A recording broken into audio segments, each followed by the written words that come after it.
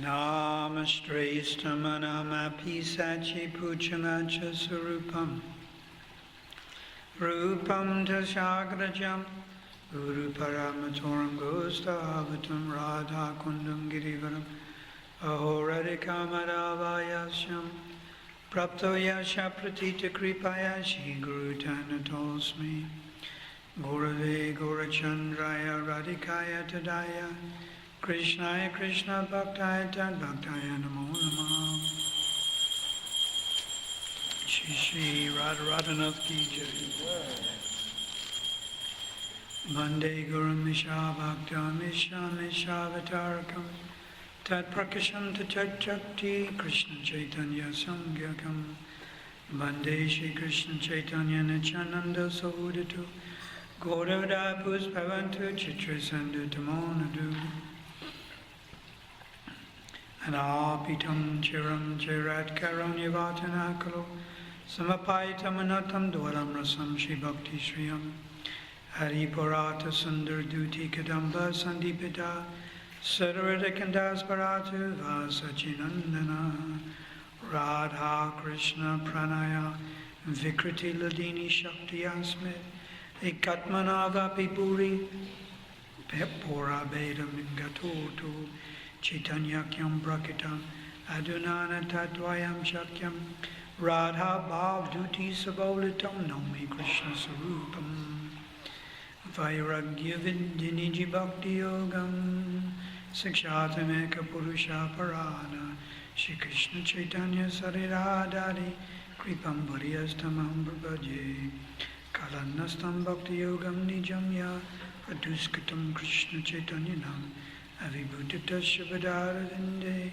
Garam Garam Liyate Chittabranga Chaitanya Charanam Bhoja Makandalayo Bhaje Yesham Prashadam Atraina Paramapayamo Bhavat Vande Guram Misha Bhakta Misham Vatarakam Tat Prakasham Tat Shakti Krishna Chaitanya Samgakam Vande Shri Krishna Chaitanya Bhakta Nugraha Kataram Yena Kanapi Santastam Bhakta Tatena Shadaya Vande Shri Krishna Chaitanya Krishna Bhavamritam Hiyas Asvatya Svadayam Bhaktam Brahmi Diksham Sikshaya Angam Lagayate Selam Mukhamavata Akshutam Takripatam Aham Vande Krishna Chaitanya Ishwaram Durgami Patimayanda Shaskala Padakate Moho Swakripi Danena Shantu Shantu Valambanam Shri Rukshi Sanatana Bhata Raghunath Shri Jiva Gopala Bhata Dasa Raghunath Ejai Guru Karanjara Vandana Yahwete Vignana Savistaparam. So that verse that I recited, Durgami Patimeyanda Shiskala Padakatemo Swakripayasti Danena Shanti Shanti Valambanam. In English, it means Durgami, my path is full of impediments. My feet are slipping again and again. I am blind. And it is only by the mercy of the previous devotees that acts as the stick of my support will I be delivered. So our advancement in spiritual life is solely and wholly dependent on mercy. There's different types of mercy, but our ability to practice spiritual life, our ability to chant Krishna's name, it is given to us by mercy. So our advancement in Krishna consciousness is also due to mercy. It is not due to our own efforts. It is not that by my own strength I'm able to chant 16 rounds. We should not think that it is by my own strength that I am following these principles. We should not become proud like that. Whatever advancement we may have made, we're all on different levels of advancement. Whatever level we find ourselves on, it is by mercy. So we should always appreciate this. And this keeps us in a humble mood. This keeps us in a mood of humility. Without humility, Kirtanya Sadahari, we cannot engage in devotional service. So, Bhaktivinoda Thakur, in this mood of humility, he prays that I offer my respects to all living entities. Bhaktivinoda Thakur says not just devotees, but all living entities. Why does Bhaktivinoda Thakur offer his respect to all living entities? Because all living entities are devotees of Krishna, but some realize it and some don't. You understand that? Most are denying that fact, but everyone is constitutionally the servant of Krishna. Mamivamsa Jiva Loka Jiva Bhuta Sanatana. Everyone is the eternal servant of Krishna. But some of us recognize it, like those who are accepting initiation tonight, and everyone else in this hall. We are in the temple room.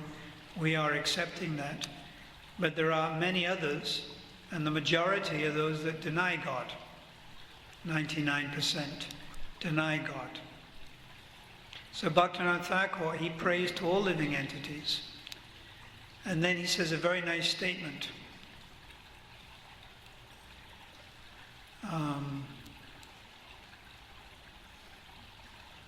Unless one offers one's respect to all living entities, one will not develop the qualification for chanting Harinam. Therefore, one should always feel oneself worthless, insignificant, destitute, and lower than the blade of grass. Bhaktivinoda Thakur prays that unless one offers respect to all other living entities, one does not receive the necessary qualification for chanting Srinam. Therefore, one should always feel worthless, insignificant, destitute, and lower than the blade of grass. So these feelings of humility are very important. We should never think ourselves proud, puffed up. So this ceremony of initiation, it's a formal declaration where these devotees are praying, these devotees are formally accepting the Guru. Of course, real acceptance of Guru means you accept the instructions. There's two types of parampara, Diksha parampara and Bhagavad parampara. Diksha parampara works only on the ceremony of Diksha. And Bhagavad parampara, it works on Siksha. The Guru gives Siksha to the disciple. And Siksha is the main link. So which line are we? Are we the Diksha line or are we the Bhagavad line? We're the Bhagavad line. We don't place so much emphasis on the Diksha. More important is following the instructions. So when the disciple follows the instructions, that's when they become the real disciple. Following the instructions of the Guru. That's when they become the real disciple. The ceremony is simply the external show. It's a ritual. Of course, it's in pursuance of bhakti and is recommended by Sanatana Goswami and Hari Bhakti Vilas, and therefore we perform it. But the real acceptance of Guru is to accept the instructions. So we can use that as an example to Srila Prabhupada. Srila Prabhupada is your Param Guru. He's the Param Guru of everyone in this temple room. So if you accept his instructions, then he acts as your Param Guru. You don't have to sit. It's not that you should feel sorry you missed getting initiated to him by so many years. It doesn't work like that. That's limiting the Guru to time and space. We don't limit the Guru to time and space. So accepting Srila Prabhupada's instructions properly, sincerely, 100%, means you're accepting him. So you may be his grand disciple. You may be his great-grand disciple. This will happen in the future. But you're no less a disciple than his direct disciples. You know less or you know more. It depends on how seriously you take the instruction. In the Srimad Bhagavatam, Prabhupada has written, the way you honor the spiritual master is by following the instructions. That's how you honor the Guru, by following the instructions. Not by offering flowery words on Vyasa Puja. That's nice, but that's not Guru-disciple relationship. It's not that you make a fancy garland and you think you can impress the Guru. Or quite often what happens is when the Guru comes, the disciple is on best behavior. Isn't it? We see that. The Guru comes and immediately the disciple, they shave their head or they come wearing a dhoti because the Guru is here. Or the ladies come more looking more devotional, or they put special effort into doing something to impress the Guru. Then when the Guru is gone, then they're back to normal, watching a little bit of TV and doing a little bit of socializing and not being so serious. But the real way you honor the Guru is by following the instructions. And that's what Prabhupada has written in the 3rd canto. You honor the Guru by following the instructions. And we should not limit Guru to one person. It's not that Guru is just your Diksha Guru. This is very neophyte. There are many Gurus we have in our life who can help us. We had Vatma Pradakshika Guru, who introduces you to Krishna consciousness. And then we have Siksha Guru, who gives you advice. Like on a Sunday, you may come for the Bhagavatam class. So you're listening. You're taking instruction from senior devotee who's giving Bhagavatam class. That person becomes like Siksha Guru. I also have many godbrothers. Or you may have another Guru who has many godbrothers. They're also like Siksha Guru. Siksha Guru can give you advice. So we should respect Diksha and Siksha Guru as equal manifestations of Krishna's mercy. They simply have different dealings. This is not my opinion. This is what Prabhupada has written in Chaitanya Charitamrita. One should accept Siksha Guru and Diksha Guru as equal manifestations of Krishna's mercy. So the idea that you only have the one Guru and you don't really care about anyone else, very neophyte. Any spiritual authority we should respect. Anyone who's more senior to us, we should respect. Even our own God brothers and God sisters who are senior to us, we should respect. What to speak of the God brothers of the Guru. Just like I may have so many God brothers like Bhakti Chaitanya Maharaj, who spends a lot of time here in South Africa. He should also be accepted as Siksha Guru. And others that may come and visit, they should be accepted as Siksha Guru. One should honor them. One should listen carefully to their advice. And if you think all you have to do is please the one Guru, your Diksha Guru, then you're mistaken. This is a very neophyte idea. Our business is to please our superiors. Even the temple authorities, we try to please the temple authorities. The temple president, their various department heads, we try to please. One time Prabhupada was asked by one of his disciples. The disciple said, sometimes Srila Prabhupada, you're traveling, you're in a foreign country. How do I know that I'm pleasing you? And Prabhupada answered, I have my temple presidents. I have my temple authorities. I have my GBC members. Prabhupada gave a very practical answer. So our mood should be to please our superiors. And superiors means Diksha Guru, Siksha Guru. You shouldn't differentiate. Siksha Guru is also very vital to our development of bhakti. And one should reciprocate with Siksha Guru. And Param Guru means the Guru of your Guru. This means Srila Prabhupada. And any senior devotee who's able to give you advice and able to help you in your bhakti, one should respect. So I encourage those who are getting initiated, and everyone else also here listening, to make an effort to re-establish proper relationships, not just with their own Diksha Guru, but with the other senior Vaishnavas in our society, and the other administrative representatives in our society, like the temple president, like the GBC. But it so happens in South Africa, Bhakti Chaitanya Maharaj happens to be the GBC.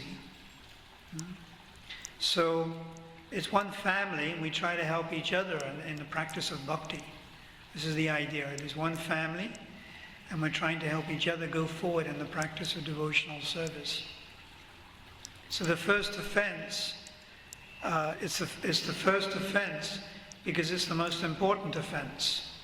And Gaur Govinda Maharaj is referred to it as the Brihat Aparad, which means to minimize other devotees, to blaspheme or minimize those devotees who've dedicated their lives to propagating the holy name of the Lord. So the only way we can counteract this is by glorifying. You'll find the 10 offenses are all negative. Don't do this. Don't equate Krishna with the demigods. Don't preach to the faithless. Don't criticize devotees. So the only way we can nullify this is by going on the positive. So what's the positive? Glorify the devotees. In your mind, always think in a positive way about other Vaishnavas. So try to have a positive approach to other Vaishnavas. And never have any resentment or ill feeling towards other devotees. The great devotee Maharaj Parikshit, when he was cursed by Shringi, he did not try to retaliate.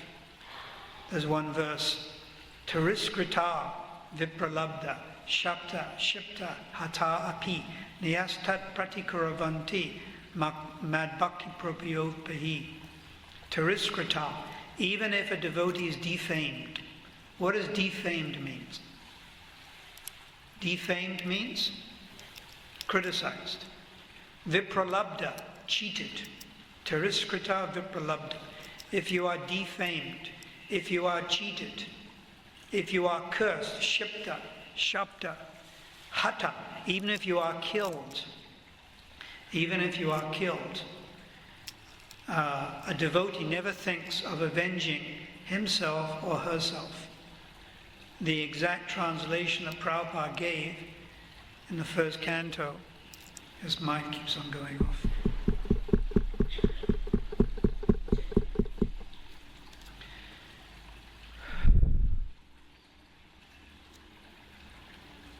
Just give me the mic.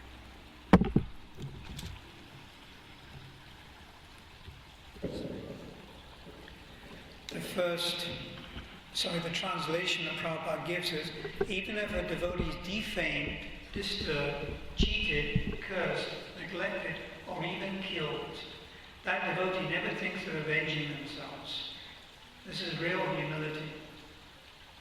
You think about it. Even if a devotee is disturbed, defamed, cursed, cheated, neglected, or even killed, that devotee never thinks of avenging themselves. Nayasta pratikuravanti.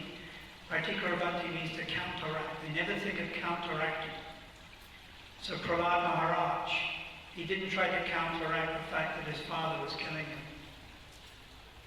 So we should also be very humble in the practice of devotional service. Humility is the key. Forgiveness, humility, tolerance, compassion. So we can advance very fast if we develop humility properly. And only Bhaktivinoda Thakur says, the only qualification for chanting Krishna's name is humility. Offering respect, Bhaktivinoda Thakur says, offering respect to all living entities is the only qualification for chanting Sri Nam. Therefore one should always think oneself worthless, insignificant, destitute, and lower than the blade of grass. This is what Bhaktivinoda Thakur prays. So I humbly request that we all try to take stock and develop our humility, compassion. Compassion means you cannot bear to see the suffering of others. Tolerance. Tolerance means to forgive the minor offenses of others. Of course, Prahlad, he forgave his father. And what did his father try to do to him? Murder him. So that's hardly a minor offense. Would you call that a minor offense? Not really. But still Prahlad forgave. Maharaj Parikshit was cursed to die in 7 days. 7 days he had to live. Was that a minor offense? That's not a minor offense. That's a major offense. So these great devotees, they forgive. Kshana, forgiveness. Bhaktivinoda Thakur writes, forgiveness comes between compassion and humility. The quality or bhav of forgiveness comes between compassion and humility, Bhaktivinoda Thakur writes. So we're living in an institution, and we should learn how to be humble and cooperate with each other.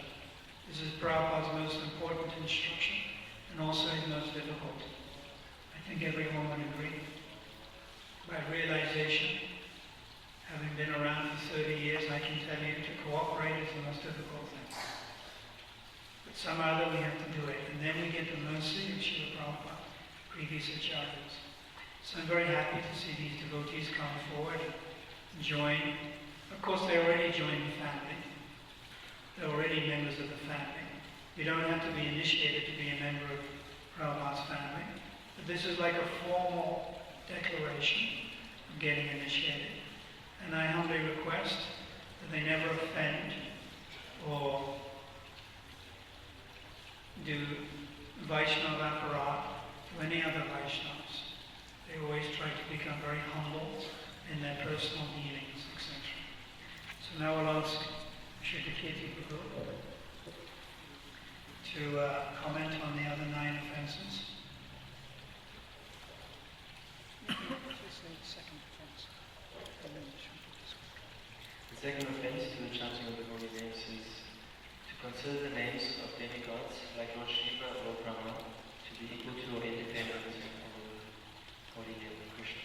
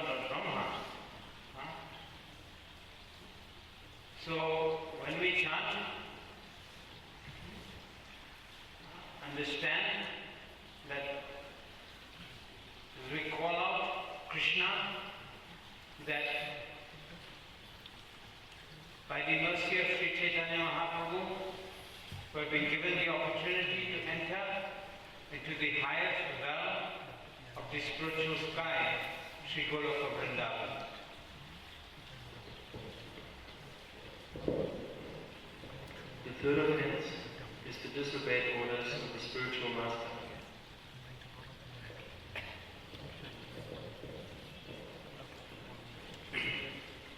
Spiritual master instructions is not a box of chocolates. Some chocolates I like and some chocolates I don't like. Some chocolates are sweet and some chocolates are not so sweet. I feel very honored. Although directly Father Prabhu is not my spiritual master. But in a sense, we've grown close together in Krishna consciousness because at least I know that I've made the advancement I've made because I've tried to listen to the instructions he's given. And we should know that he's giving the instruction to bring us closer to our eternal relationship with Sri Sri Radha and Krishna. So sometimes the instructions may be very difficult to follow, not because it's spiritually difficult, but because of the mind and the senses are making it difficult for us. You may be instructed to do something and you think this is difficult. And what is actually difficult? The difficulty is that the mind is telling you it's difficult.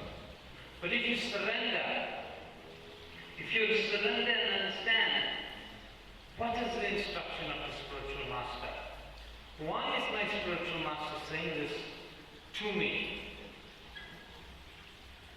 And don't always think, why is my spiritual master saying this to me but he's not saying this to my godbrother or god sister? Because all of us are at different levels of material entanglement. The knots that bind our heart to this material nature are different. To some, it is stronger than others. To some, the instructions will come harder than others. To some, it will seem very, very easy.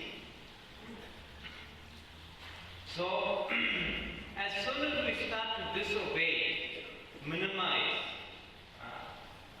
the instruction of the spiritual master, we're entering a very, very dangerous part of life. We become mental. We become mental where instead of listening to the spiritual master, we can be dictated to by the mind, we can be dictated to by the senses. So you're taking this big step. It is not a very small step to take initiation, it is a big step. So understand that you will get in this life and life after life so many instructions, directly or indirectly. There are so many instructions of Srila Prabhupada. What is the sum and substance of all of this? To go back home, back to Godhead. To cut our material attachments in this material world. If we're serious about that, then we won't disobey any instruction we receive from the spiritual master. The fourth offense is to blaspheme the Vedic literature or literature in pursuance of the Vedic version.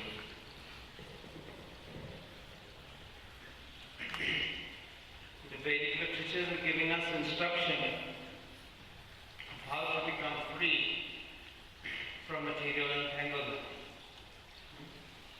So we should not minimize these Vedic literatures. They have been presented to us by Srila Prabhupada, the most essential, the cream of all the Vedic literatures. Srimad Bhagavatam, Bhagavad Gita, Chaitanya Charitamrita, nectar of devotion, nectar of instruction. These books of Srila Prabhupada are the cream of the Vedic literatures. They contain all the instructions of how to become free from material life, how to develop our love for Krishna, nectar of devotion, especially important to help us, guide us properly in attaining love of Krishna. So we shouldn't minimize them either. We shouldn't read Srila Prabhupada's books and like we read the newspaper, we buy it, we read it and we throw it away. We should constantly read. We may read the same thing over and over again. And over again, as we read them, we'll see that so much is being imparted to us about how we can make spiritual advancement.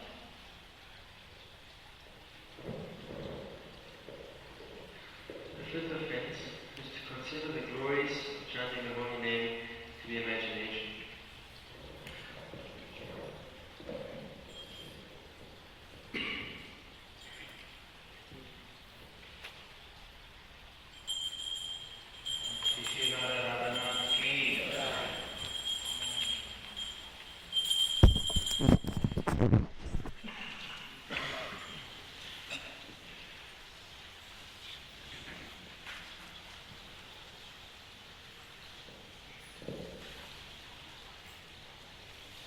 What is the holy name of Krishna?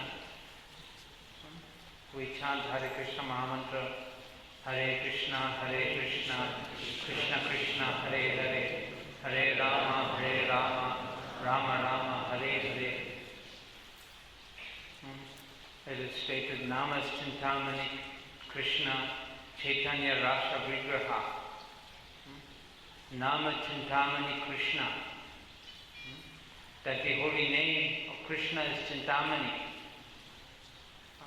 It's Rasa Vigraha. It has within it everything. So we shouldn't think it's imagination, neither should we put anything into the holy name. This holy name, Hare Krishna Mahamantra, is the mantra that gives us back our eternal swarup, our eternal relationship with Krishna. It is not something mundane. It's not that we can get something mundane out of this name. It is not that I chant Hare Krishna and I'm going to cure myself from all disease in this body. Ultimately we'll be cured from all disease when we go back home, back to Godhead.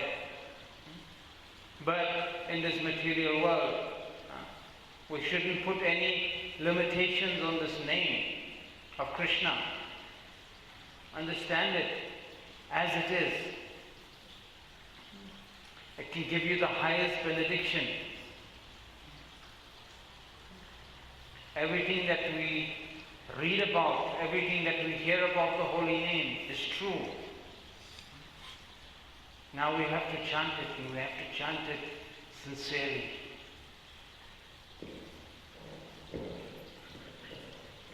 The sixth offense is to give some interpretation on the holy name. And then we may come across people and we may try to impress them about the holy name of Krishna by telling them something about the name of Krishna, which may not be true, which we know is not true. So don't interpret the holy name in our own way, in our own mental speculation. Tell people. Srila Prabhupada made a very, very simple statement. What was that? Chant Hare Krishna and go back home, back to Godhead. Srila Prabhupada never said chant Hare Krishna and your life in this material world will become very, very nice. You'll get a nice car. You'll catch the lotto or something like that. No. Chant Hare Krishna and you go back home, back to Godhead. That is simply how Srila Prabhupada explained this chanting of Hare Krishna Mahamantra. So don't try to explain it either to others or to ourselves in any other way. We may be very, very distressed. We may be in all sorts of material conditions. And we shouldn't chant Hare Krishna thinking, I'm chanting this Hare Krishna mantra. And by chanting this Hare Krishna mantra, all these things should go away. should chant with the understanding that this Hare Krishna mantra will give us entrance into the spiritual world, Sri Vrindavan Dham. The seventh offense is to commit sinful activities on the strength of chanting the holy name. Initially we are told that the holy name is so powerful that it can rid us of more sinful activities that we can actually commit. It can rid us of the reactions of more sinful activities than we can commit.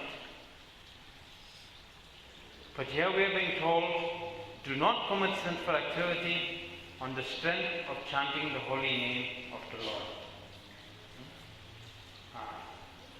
Soon you will come forward, you will take your vows in front of Srila Prabhupada, in front of the fire, in front of the deities of Sri Sri Radha Radhanath and Sri Chaitanya Mahaprabhu. These vows are to be kept for the rest of our existence. The rest of our existence, we have to follow these four regulated principles. That is the basis of sinful life in Kali Yuga. This meat eating, intoxication, gambling, and illicit sex. Neither should we try to rationalize it. Oh, there's a little egg in this. Or there's no real egg, there's egg white in it.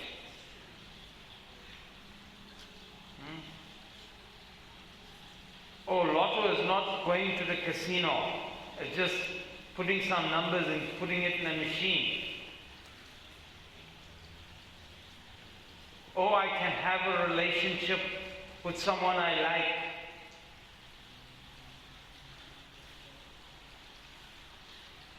Or this drink only has 1% alcohol. No. You're coming forward today from this moment on. You are vowing in front of Srila Prabhupada. You are vowing in front of your spiritual master, who is your life and soul. You are vowing in front of Sri Sri Radha Radhanath,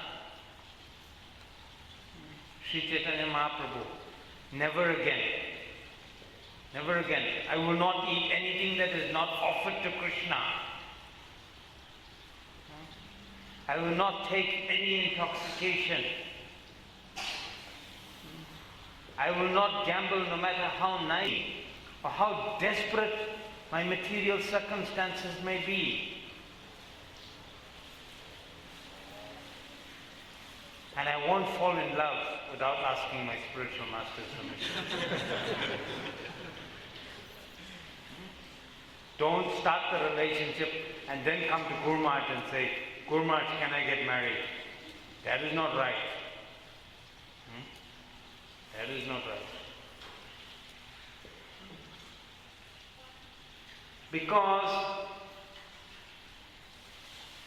as much as we chant 16 rounds, we may chant more than 16 rounds, we may chant 24 hours a day. Krishna will not forgive us. Today is like a big test. It's no more the fun of the 10 campaign. Put your left hand side and right hand side. It's no more that. This is serious now. Very, very serious. That from this day onwards, you commit sinful activity, Krishna will not forgive you. Prabhupada will not forgive you. You will have to suffer the reaction for it. And we know that when you commit sinful activity that you know is sinful, the reaction is worse. So please, devotees, you are taking these vows, take them very, very seriously. It makes us conscious at every moment in our life that I have taken these vows. What should I do? What shouldn't I do? The sermon is not yet complete. So if you're having second thoughts, you can change your mind. But remember, from this moment on, every moment, when you're faced with it, you have to think, I have vowed to follow these 4 regulative principles in front of Srila Prabhupada, in front of the fire, which represents Lord Vishnu, in front of my spiritual master, in front of Sri Sri Radha Krishna and Sri Chaitanya Mahaprabhu. The 8th offense is to consider the chanting of Hare Krishna one of the auspicious ritualistic activities offered in the Vedas, such as karma.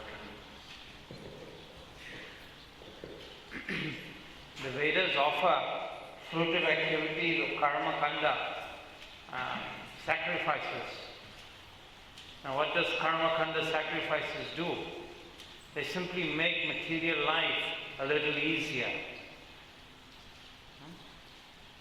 They're there to make material life a little easier for us.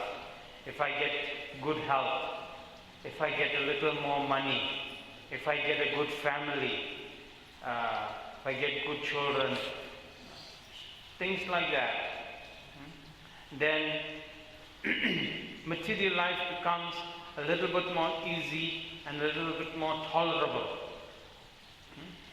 So the chanting of Hare Krishna is not this. It is not going to make our material life easy. It's not going to make our material life easy. It is not that by chanting Hare Krishna that I'm going to become very wealthy, I'm going to become very healthy, or all these different considerations which make material life a little easier. So there's so many activities in Karma Kanda section of the Vedas, so many sacrifices that one can perform and receive so many benedictions from the demigods. So Hare Krishna, the chanting of Hare Krishna is not like this.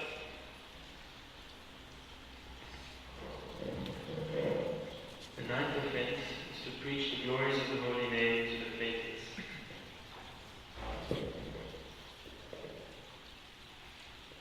This is always misunderstood because we are preachers. Krishna consciousness movement is a preaching mission. So how do we avoid preaching to the faithless the glories of the holy name? That requires intelligence to tell people simply to chant Hare Krishna and be happy. If you tell someone, chant Hare Krishna, Krishna is dancing on your tongue, they think you're mad. Because they can't see it. They can't see it in you and they can't see it in themselves. So simply we tell them what Srila Prabhupada has taught us. Chant Hare Krishna and be happy. And we know that we have chanted Hare Krishna and we have become happy. So people can perceive that. As people perceive that, they come closer to the society. They come closer to understanding deeper and deeper about the holy name. Then they can receive the complete glory of the holy name eventually. But in the beginning, we have to be very careful of what we tell people. Because we can make people think we're totally mad. Because they think, hey, what you're telling me is, it's just, we can't see it. But we all, every one of us who are here, have experienced this very basic practice of chanting Hare Krishna and being happy. So when we go out preaching, we simply repeat that to people. My dear sir, my dear ma'am, my dear child, please chant Hare Krishna and you will see that you will be happy. then they will feel that happiness. When they feel that happiness, they will come and they will inquire more, and then more and more can be revealed to them. The tenth offense is to not have complete faith in the chanting of the holy name and to maintain material attachments even after understanding so many instructions on this matter.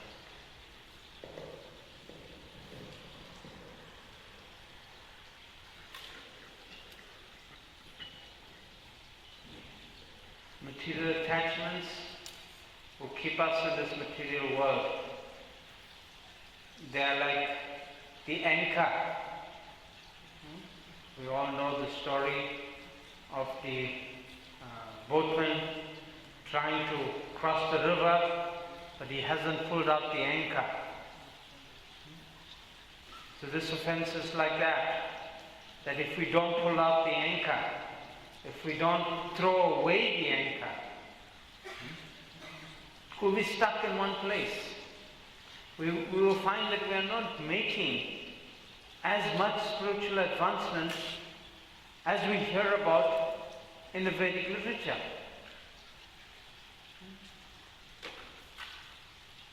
So we need to understand what are these material attachments. Of what value are these material attachments?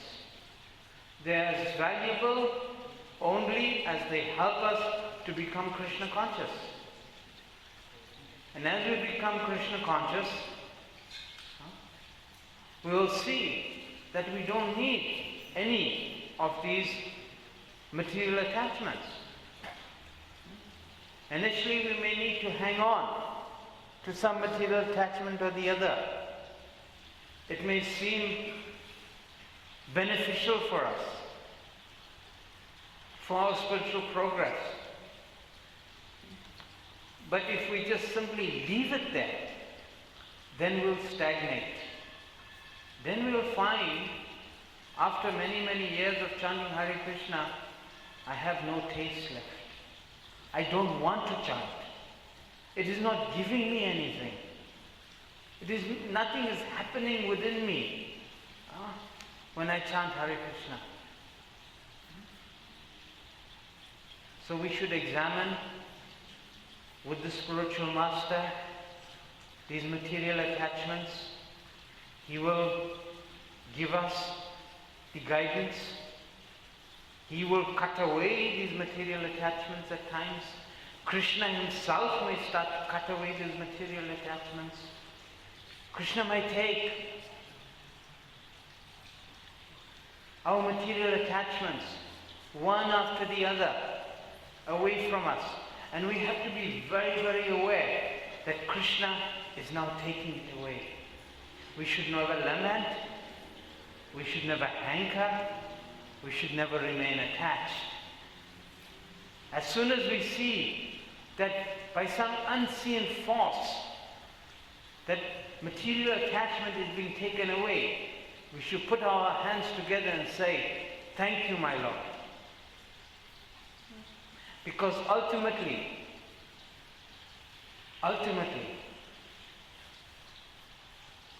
we're going to have to give up this body. And that's the worst material attachment. And it's not a very easy attachment to give up. Because the body is not just the body alone. The body has in itself so many other attachments around it. So we should become very aware that as we pray, we're chanting this Hare Krishna mantra, we are praying to Srimati Radharani, we are praying to Krishna, my dear Lord Krishna, my dear Srimati Radharani, please engage me in the loving devotional service of Krishna. Then, as part and parcel of it, will come detachment. Part and parcel of it will come cutting away of material attachments. And when that starts to happen, don't hold on. Don't cry out and say, why? Why, Krishna, are you doing this to me? Why are you taking this away from me? You know I can't live without this, or that, or whatever. Because ultimately we have to live without this body.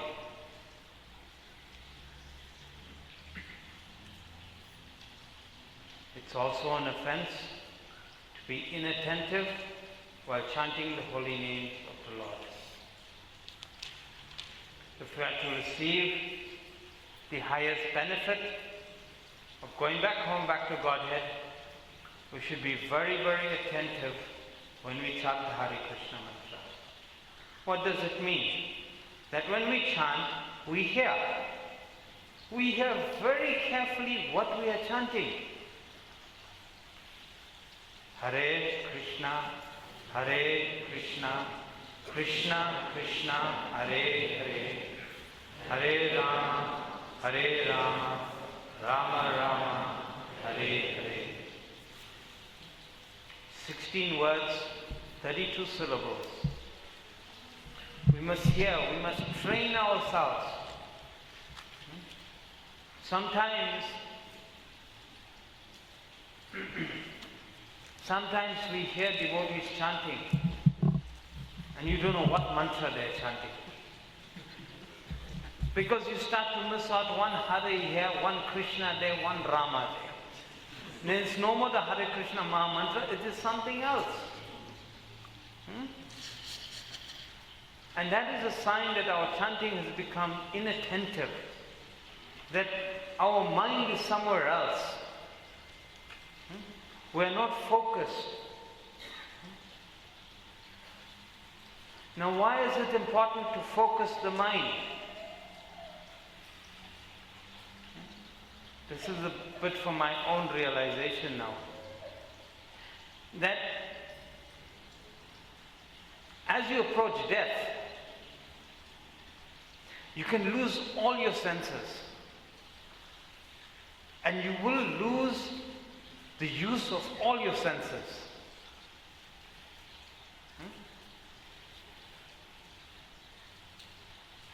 But the one sense that will be there, alert as ever, a storehouse of everything we've done in Krishna consciousness, is our mind.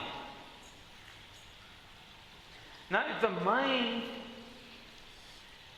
has not been trained to be attentive in the chanting of the Hare Krishna mantra, when death comes, we can scream out for anything.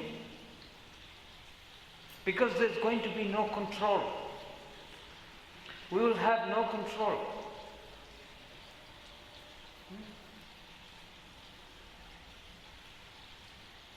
So we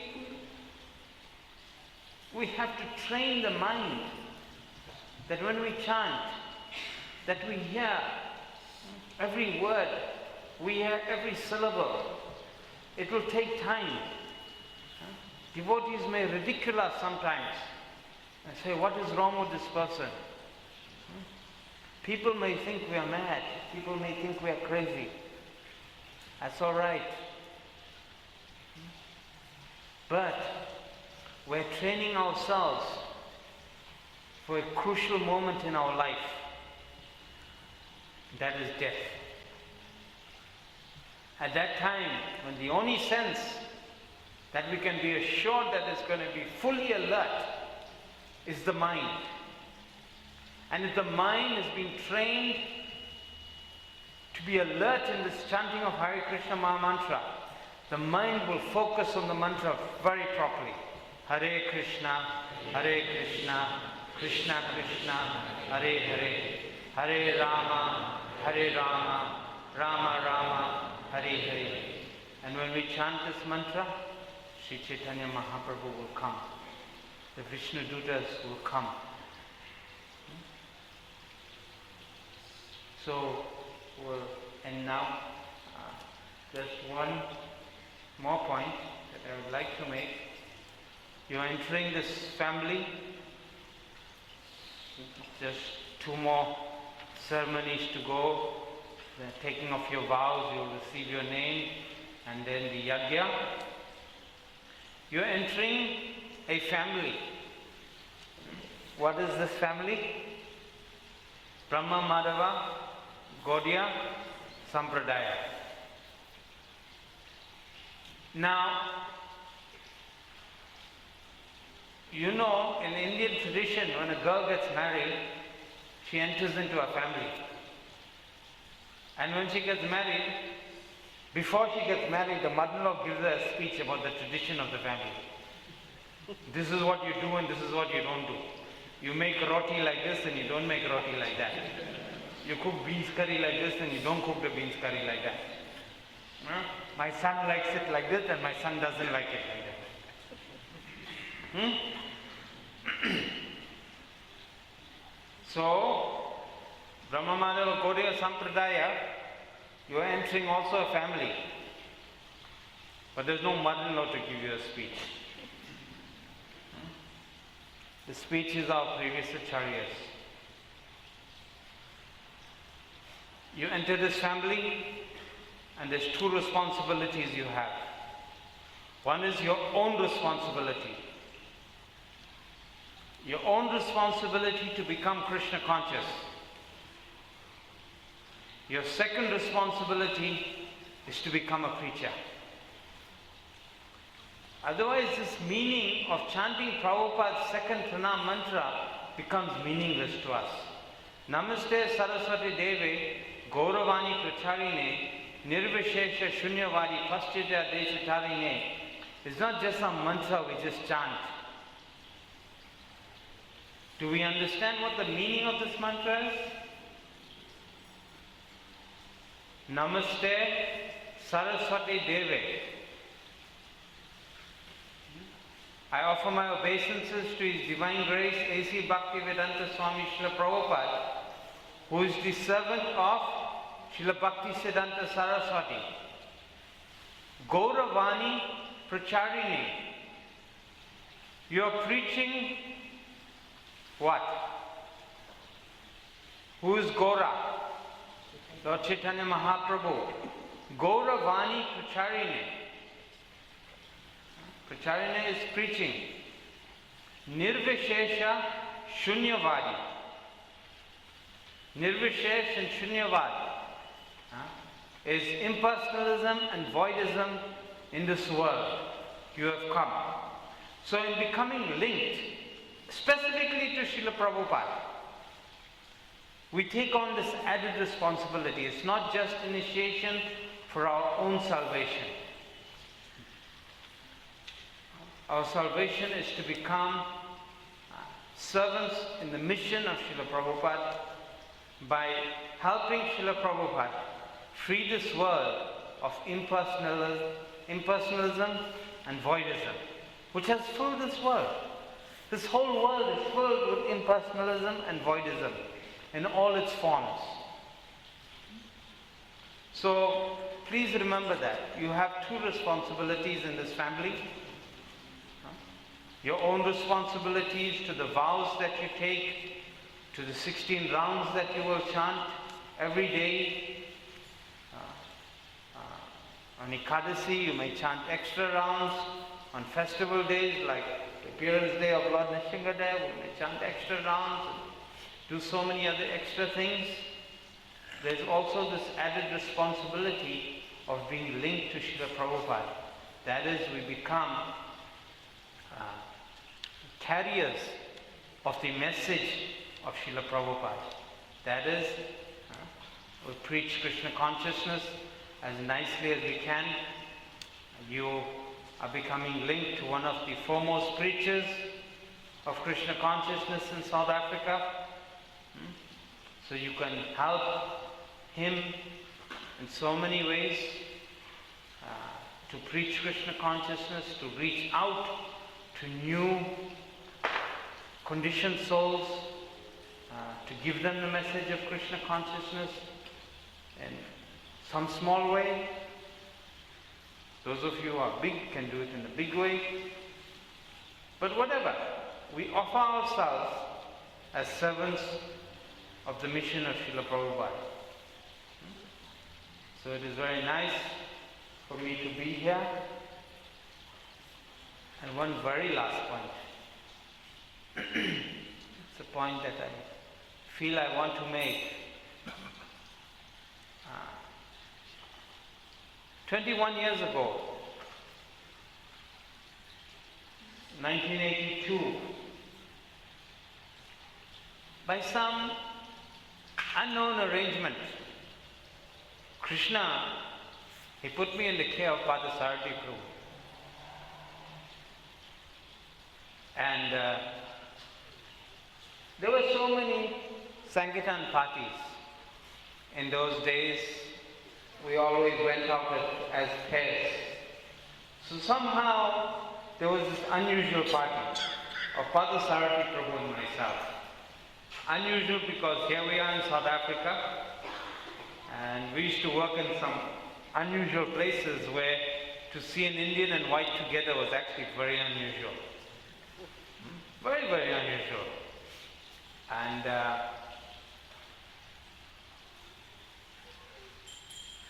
that was Shri Radha Radhanath Ki.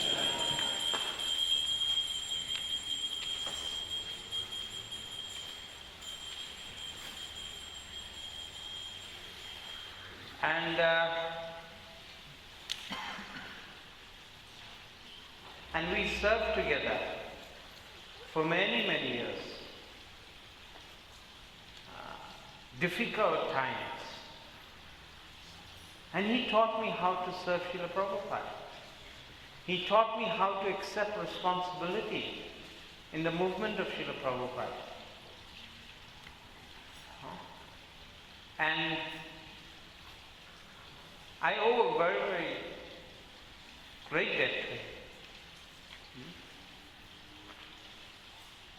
And our relationship has been, I think we are the longest surviving Sankirtan party. Today when Sukumari called me, she said, Maharaj wanted me to come. And the body is not cooperating as much as it used to. But I said, I do it. I do it because last year in November, as I was lying, and the doctors were saying, he's not going to make it. And Father Prabhu was there every night. Every night he would come, and he would ask me one question. He would say to me, Sruta, did you remember Krishna? Did you remember Chaitanya Mahaprabhu? Did you remember Lord Jagannath? And what I'm saying to you is that, as I said in the beginning, I'm formally not his disciple.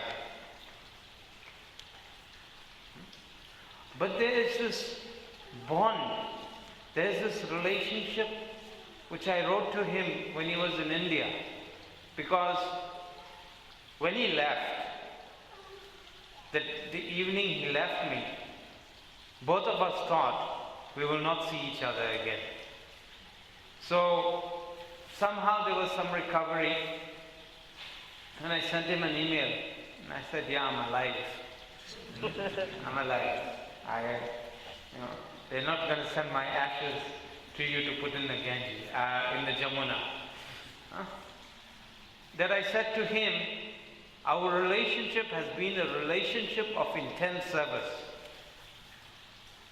And that's what I want to leave with all of you who are already initiated, those of you who are taking initiation, some of you will take initiation in the future. That here I am, who have received the benefit from intense devotional service. Maybe one day again we will speak about the intensity of that service. I never for once thought he was exploiting me. I never for once thought he's taking advantage of me, that he's making me do things that he won't do. But we worked hard for Srila Prabhupada.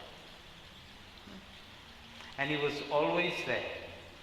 And as I said, I thought those last days were coming, he was still there, sitting by the side of my bed, asking me the most important question. Are you remembering Radha and Krishna? Are you remembering Chaitanya Mahaprabhu? Are you remembering Lord Jagannath? And this is the real spiritual master-disciple relationship. It comes about by intense service. So I encourage you to serve him in whatever way you can. And he's preaching of Krishna consciousness, and you will see how you will receive the highest benefit. So I thank all of you for coming to Krishna consciousness, for taking it so nicely and making this very, very big step in your life by turning your back on the material energy today. Hare Krishna. Srila Prabhupada ki.